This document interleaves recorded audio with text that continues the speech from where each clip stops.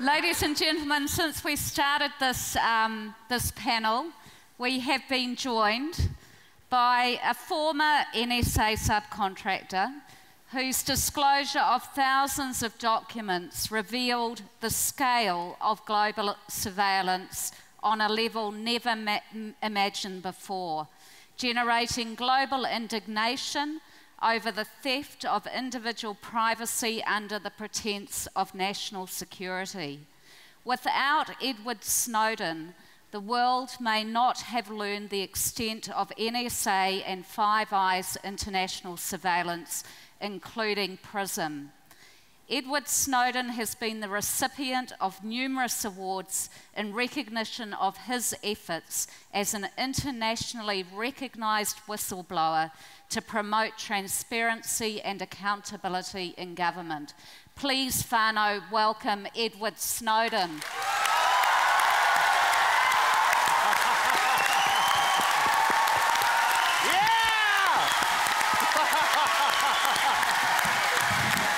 Hello, New Zealand.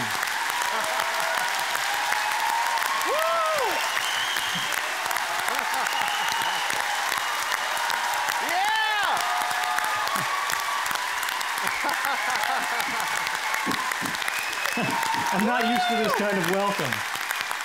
And Ed, I've got to tell you that we're in the Auckland Town Hall at the Democratic Centre of the biggest city in New Zealand. We have a packed hall. There are 800 people who have not been able to get in tonight. They wanted to hear you. We owe you our gratitude. Thank you from Aotearoa. Woo! Thank you. And now I think your old mate Glenn has a few questions to ask you. I do. The journalist in me will never die, and when I see Edward Snowden, I need to start asking questions. If I could actually get one thing in there, I just want to point out, it was interesting that you said the town hall event's taking place in Auckland, because we're talking about mass surveillance, we're talking about everything that's going on, and the fact that the Prime Minister has denied that there is no mass surveillance in New Zealand, that these are only cyber protection programs, and even though they were contemplating them, they never went forward. He heroically put a stop to this at the 11th hour, and none of us know what's going on. But you know, there are actually NSA facilities in New Zealand that the GCSB is aware of, and that means the Prime Minister is aware of, and one of them is in Auckland. Another one is in the north of the country, but I'll leave it there. Glenn, please go ahead. Yeah, so...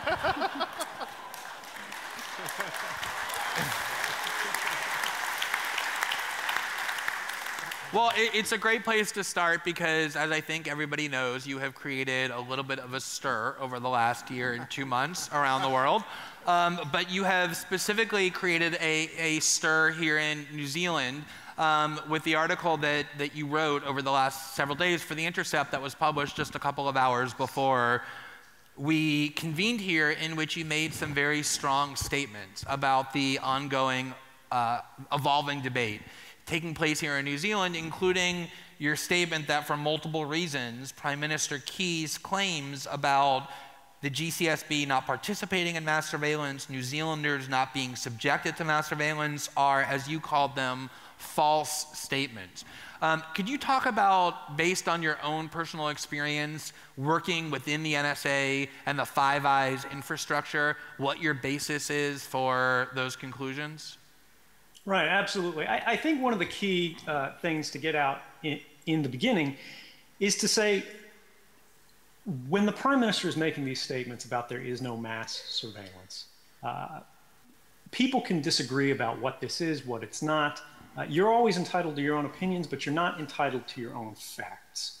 When the bulk collection of private citizens' communications, emails, text messages, location data, metadata, calling records, what you order online, what you buy, who you talk to, who you love, what you do, when these things are collected by any arm of government without an individualized, particularized suspicion of wrongdoing, on the individual level, that is a violation not just of rights on the national level, but of human rights that are not given to us by government, but are inherent to our nature. And so when he says this isn't occurring, I think what's happening Thank you. I think what's happening is a careful parsing of words. He's saying this isn't mass surveillance, even though, you know, GCSB is collecting all of your information, they're sharing it with NSA. NSA is doing it and then providing that same information to us, so we don't have to do it domestically. We don't have to collect it domestically. We just get to search their copies of our citizens' data. He's saying it's not surveillance because as long as, you know, in these trillions of records that are collected, not every single record is read by a human being when they come in the morning like it's email. But even that is not entirely true, and it's inaccurate in many ways. So when I worked at the NSA, my last position was as an infrastructure analyst. You can think of it as sort of a state-sponsored hacker, where what you do is you look at network infrastructure, you look at routers, you look at all the connection points, you look at companies, and you look at targets around the world, and you figure out how their networks work, how they fit together, and how to break into them. You're basically sort of a burglar casing the joint. That was when I realized the absolute scale of how deep this went. Because when I was doing this, I would see the communications of individuals from around the world. I could be looking at a system in Japan. I could be looking at a system in Germany. I could be looking at a system in New Zealand. And what was incredible was the fact that I could see records of the communications of people around the world from every country comprehensively. The way it works is XKeyscore is what you can think of as a sort of in technical terms, a federated search system. What it means is the NSA, along with the Five Eyes sort of alliance, which includes New Zealand as a significant part of it, to put a system of sensors around the world. You can think of these as tapping devices. Some of them are cable taps. Some of them are well, what's been reported are cable taps so far, so let's leave it there. But there's a network of sensors around the world where it's racks of equipment. They don't have to be at telecommunications providers. The Southern Cross gentleman said, there's no way this could happen. You know, we would know if it happened. We would see it. We would have evidence of it. We would have to be complicit with the government. There's no way to tap a fiber optic cable without us knowing about it and without it taking our cable down. But we've seen over the last year, the NSA has done this around the world in countries that we're allied with and countries that we're not. So I would have to ask that gentleman, what makes your company unique out of every telecommunications provider in the world that you would know when the GCSB, when the NSA are tapping your lines and no one else can? But the key is you've got this network of sensors around the world, and then I, sitting at the NSA in Hawaii, come in the morning, I type in my search. I look for, let's say I want to read John Key's email. I enter his email address, and it sends that search to every one of these sensor networks around the world. And they search their local database of metadata and content. The content of all communications that pass through these sites is held for about 3 to 5 days, depending on the storage, and it's constantly going back further and further in time as we gain more capability. So I can see everything. I can see what book you looked at Amazon.com, you know, last week. I can see who you talked to. I can see who your friends on Facebook are. I can see the text messages you sent. I can read the emails you wrote. And I can set up things that are called fingerprints that allow me to track where you've been on the web, who you're talking to, even if you're using sort of anonymizing technology and so forth. Now, what's interesting about these sensor networks is when I'm typing in this search for an email address, I say where in the world, which of these sensors I want it to go to. And I know that there's mass surveillance happening in New Zealand because one of those checkboxes, one of those sensor networks, is in New Zealand.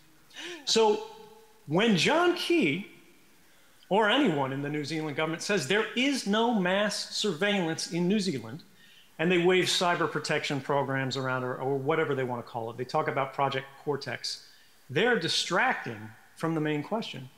When a journalist hears, you know, oh, there's no mass surveillance in or in New Zealand, they need to follow up, they need to press, and they need to say, Mr. Prime Minister, what about XKeyscore? What about the GCSB's involvement in XKeyscore? What about New Zealand's involvement in the XKeyscore mass surveillance program. And to this day, he said, I won't talk about this.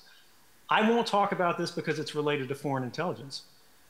But is it related to foreign intelligence if it's collecting the communications of every man, woman, and child in the country of New Zealand?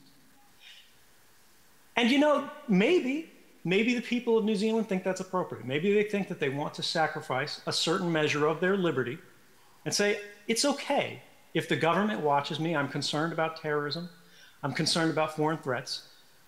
We can have, you know, people in every country make that decision because that's what democracy is about. That's what self-government is about. But that decision doesn't belong to John Key or officials in the GCSB making these decisions behind closed door without public debate, without public consent. That decision belongs exclusively to the people of that country. And I think it's wrong of him.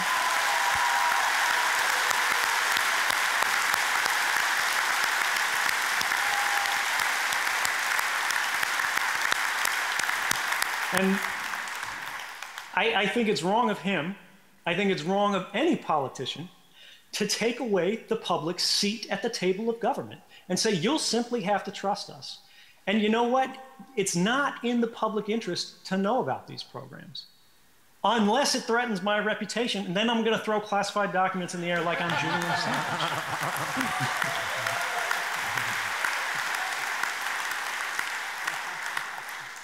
No offense, though, Julian. So Ed, if I could, just to be very clear about one particular point, can you say definitively, based on your firsthand work with XKeyscore and other mass surveillance programs, that within the Five Eyes Alliance mechanisms, there are large amounts of indiscriminate metadata about the communication and other online events of New Zealand citizens? And does the GCSB, separately as a question, contribute in any way, analytically or otherwise, to that collection of data? Yes, absolutely. There's no question about it. There's not just metadata, although people like to talk about just metadata, and metadata is extraordinarily intrusive. As an analyst, I would prefer to be looking at metadata than looking at content because it's quicker and easier and it doesn't lie. If I'm listening to your phone call, you can try to talk around things, you can use code words, but if I'm looking at your metadata, I know which number called which number. I know which computer talked to which computer. And yeah, that exists comprehensively for all of the Five Eyes allies, for all of their network-enabled sort of partners, for all of their telecommunications providers and things like that that are overseas that have a strong national connection. They create sort of what they call commercial relationships, corporate relationships that allow them to do this. And specifically, yes, the GCSB not only uses XKeyscore, they have expanded it. They've contributed to its development. They've proposed algorithms and those sort of fingerprints that are used to track people and targets. And that's a tremendously concerning thing for any public, particularly when these decisions about whether or not intelligence agencies should cross the gap between targeted surveillance based on judicial warrants, based on limited collection that's necessary and proportionate to the threat faced, and sort of leaving the intelligence agencies to their own devices and say, hey, if you guys want to watch everybody in the country, that's fine. Just tell us what you want to do and you'll pass the law, or we'll pass the law for you. And I think that's another key. We talk about this GCSB Act of sort of August of last year. And we go, if the Prime Minister is so comfortable revealing this information this week, why didn't this happen last year when it was being debated? Why was it not relevant to the public interest when it was our rights on the line? But suddenly it's critical to get this information out there when it's one man's reputation on the line. And that's a question that I think needs to be answered.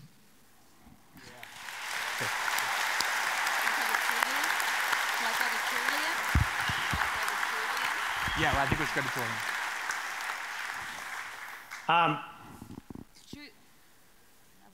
But to just clarify on that, XKeyscore does involve both the metadata and content collection for individuals in New Zealand. That's without question.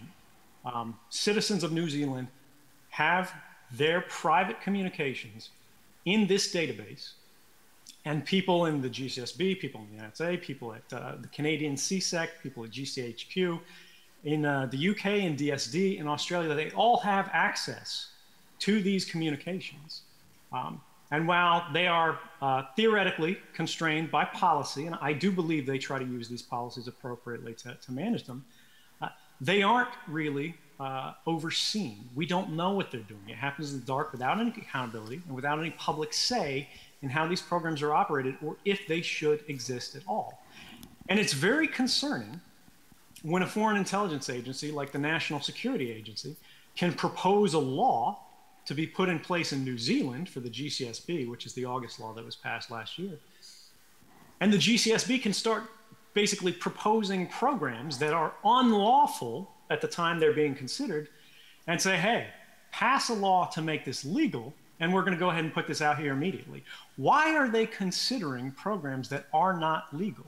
You know, these are things that the public has not just the right to know, but the responsibility to know, because how can the government have the consent of the governed if they don't know what's going on? You know, consent has to be informed to be meaningful, and I think that is the problem that we're seeing in New Zealand today. It doesn't matter necessarily if there's mass surveillance in New Zealand, if the people said that's what they want, but for it to have been concealed, and for the highest officials in government to have been party of that, and now to be changing their story day after day after day about what they knew, when they knew, and why it happened, this should cause everybody to be asking questions, not just about, you know, what's going to come out next, what are we going to learn, you know, what have we been lied about, but more importantly, what are we going to do about it? The reality is, everyone in New Zealand's private communications are only protected by a single checkbox, a checkbox that says, please don't show me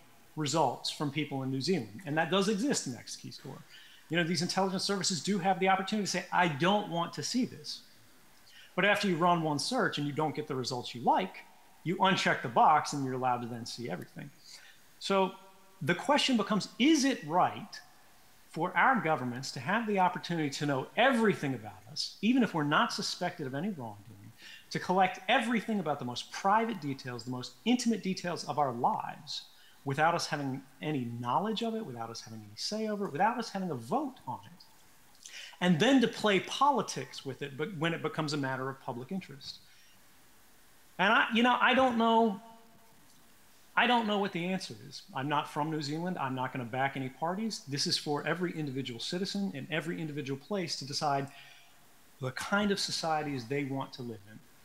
But if the government is checking boxes off about our lives and how we're going to live, I think election time is when we get the opportunity to check boxes about them. And in New Zealand, that's coming very soon.